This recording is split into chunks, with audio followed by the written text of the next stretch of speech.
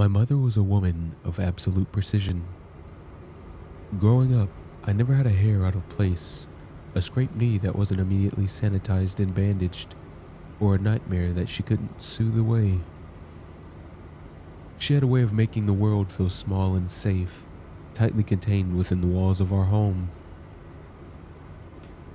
Whenever I was sick or anxious, she would sit on the edge of my bed, her cool hand tracing slow, methodical circles on my back, and she would hum. It was always the same song. Hush now, quiet.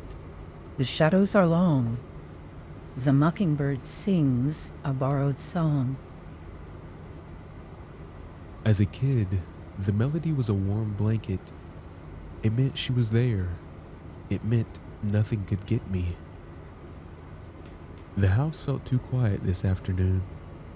There was just the low hum of the air conditioner and the rhythmic snip-snip of my mother pruning the rose bushes outside my ground floor bedroom window. I was supposed to be cleaning out my closet. It was mindless work, shoving a pile of old sneakers out of the way until my hand brushed against a loose floorboard in the back corner. It shifted with a hollow clack. Curiosity getting the better of me, I wedged my fingers into the gap and pried the wood up.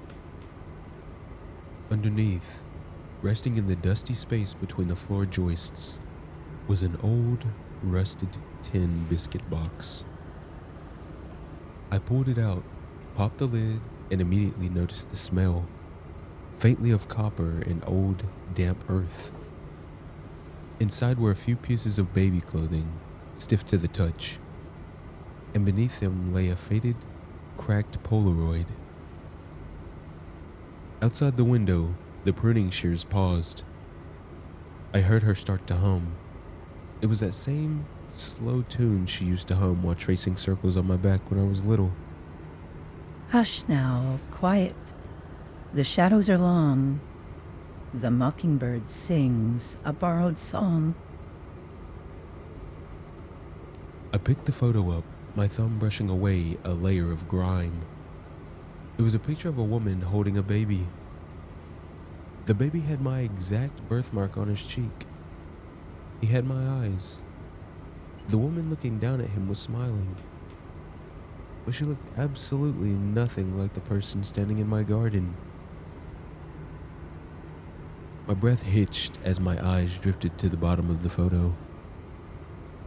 A massive dark stain of dried blood coated the bottom half of the image, obscuring the woman's chest. I rubbed my thumb over the stiff, flaky surface, my stomach doing a slow, uncomfortable roll. Who was this? An aunt I never met? A family friend? And why was it shoved under the floorboards like a dirty secret? She found a warm nest that was built so well. What happened to the sparrow, the broken shells won't tell. The lyrics echoed in the back of my mind, but they didn't bring the usual wave of comfort. They just made the room feel colder. I tried to rationalize it. It was an old ruined picture, an accident, maybe. But looking down at the strange woman's face, my chest felt tight with a sudden, inexplicable sense of grief. If the baby was me, where was the woman who had actually given birth to me?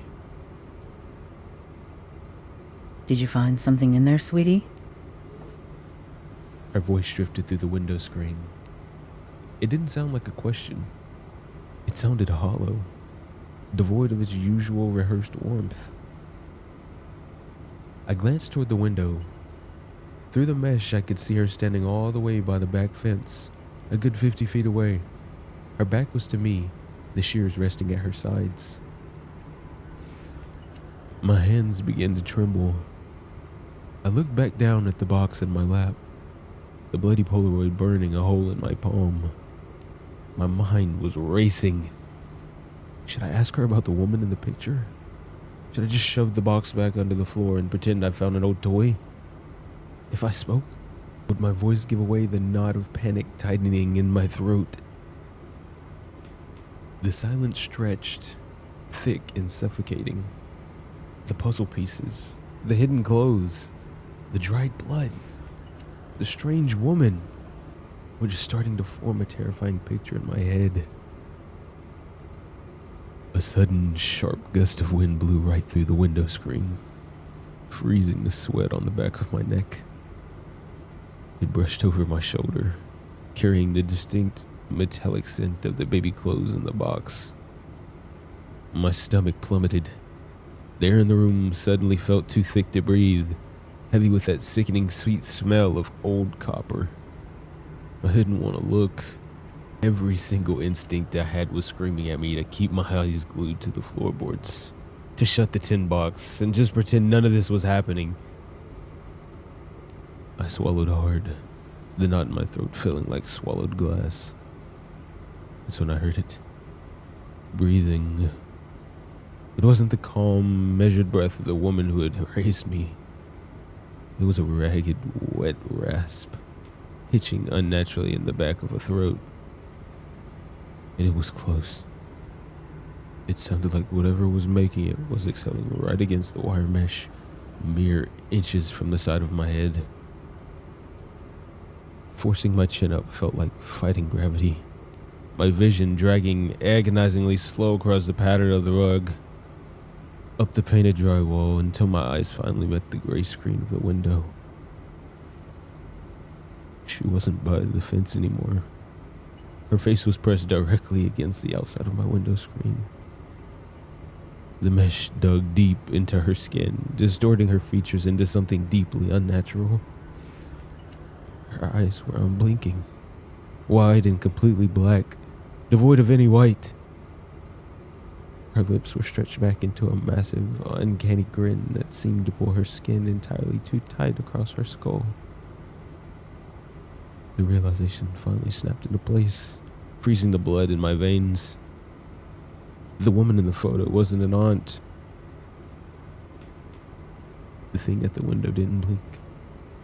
She just stared down at the box in my lap, her grin widening just a fraction more, and whispered the end of the song through the wire mesh. Rest your head. The feathers are deep. The mockingbird watches while her new baby sleeps.